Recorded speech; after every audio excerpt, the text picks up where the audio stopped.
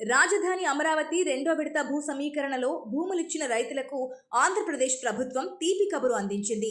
రైతులకు వార్షిక కౌలు పెంచడంతో పాటు వ్యవసాయ రుణమాఫీ చేసేందుకు ముఖ్యమంత్రి చంద్రబాబు నాయుడు ఆమోదం తెలపడంతో ప్రభుత్వం తాజాగా ఉత్తర్వులు జారీ చేసింది. రాజధాని ప్రాంత భూ సమీకరణ పథకం 2025 నిబంధనల సవరణకు ప్రభుత్వం గ్రీన్ సిగ్నల్ ఇచ్చింది. ఏపీ సిఆర్డీఏ అథారిటీ 60వ సమావేశంలో తీసుకున్న తీర్మానాన్ని పరిశీలించిన అనంతరం ప్రభుత్వం ఈ సవరణలకు అనుమతించింది.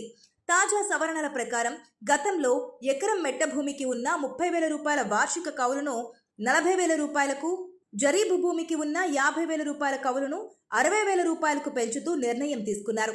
అంతేకాకుండా 2025 డిసెంబర్ 2వ తేదీన కంటే ముందున్న వ్యవసాయ రుణాలపై కుటుంబానికి గరిష్టంగా 1.50 లక్షల రూపాయల వరకు రుణమాఫీ చేయనున్నారు.